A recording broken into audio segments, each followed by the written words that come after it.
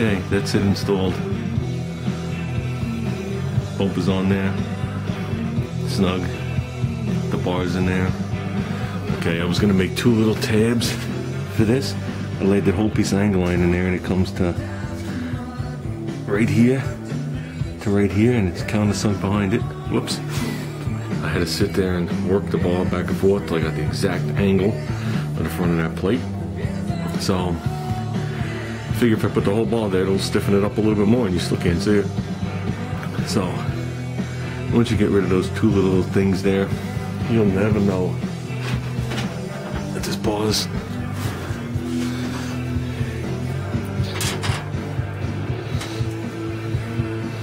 oops, it won't even pick up on the bar.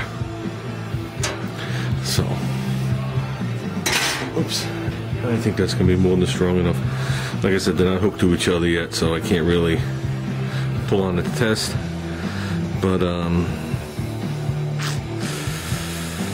I think we're gonna be good. I think we're gonna be okay. There you go, guys. I cleaned up that piece. Got my center line. I knew it was flush to this. I checked all this before. Plus, I could actually leave these twin bolts loose as I put everything back together and then snug them down. But this is right. It's at the right angle to the bumper. I don't care what it is to here. The bolts will land like right there. Right there. This, believe it or not, will actually stiffen this piece even more. I didn't see the purpose of making 2 tabs at this point. So right now, got a piece of sheet metal behind here. I'm going to just put a little bead right here. I'll move the sheet metal, put a bead right here. And that might be the way I leave it till I unbolt it. Then I'll unbolt it, and I'll put a couple of beads here and file them smooth and probably, you know, 2 beads in the back. So, that's it. Let's see what we got. Oh, there you go. I call that good. That's more than enough weld. So, I'm probably going to machine those down just a tad. You know, this does have a radius to it, so the weld is in the radius. And like I talked to you, Ruben, this angle iron is much thicker than this. It's like the next thickness. So I hung more on the angle iron than down here. And never was good welding on my knees, but it's good enough. So I think that's going to be more than fine. Hasn't like, I don't want to grab it too much, has like no twist to it. It barely moves if you push on it, so I think we're gonna be good. I think we're gonna, ooh-wee, that'd be hot. So that's it. I think I gotta get going. What time is it? It's 12:01. I gotta get going. So I'll throw everything here in the garage and call it done. Thanks for watching, guys.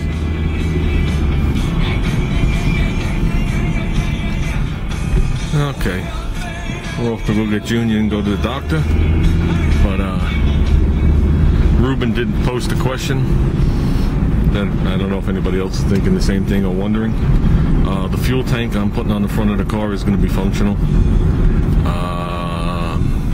Common sense tells me not to put fuel in it, and if I do, not too often. Because it's either 2 or 2.5 gallons. I calculated when I got it. With the fuel strapped to the front of your car, you know, God forbid you lose control or somebody lose control and hit you head on, either or. I just don't want to see 2 gallons of fuel spray all over the front of my car, and then if something goes awry, I'm engulfed in flames. So that wouldn't be cool. But what was I gonna say? There's gonna be times where I put fuel in it. You know what I mean? Because it's, you know, a little tank. There is a station not too far from my house. I don't know, about 5 miles from the house. They sell all the varieties of Cam 2 and they pump it right there for you. You know, you pull your car up. So there's muscle cars and hot rods and race cars there all the time at the station, which is pretty cool. Last one around here that I know of that does it. We used to have a guy right here on the avenue that would pump the Cam 2 100, but it was unleaded. These people have the 110 leaded. So I'm not sure what it is this year. I'm sure it's not going to be cheap. But the difference between buying 2 gallons of it and, you know, 15 gallons of it. So I could spring for the 2 gallons if I start saving now. So, but like I said, it's not gonna have fuel in it often. I'm probably gonna have a drain on it down on the line, and I'll drain it out, and I'll keep the fuel at my house, and then when I want to put it in there, I will. So that's it, guys. I think the mount is going to turn out okay. I think it should be fine. You know, a little beautification, some sanding, you know, some satin black. Should look decent. So, and if it's not strong, we'll come up with something else to stiffen it. You know, but I think we're going to be fine. So, as you can see, I'm not too eager to paint. I'd rather build things. So, plus, I think of it this way. Once I paint that car, I'm not working on it no more this year. I'm going to paint it, clean it, and drive it.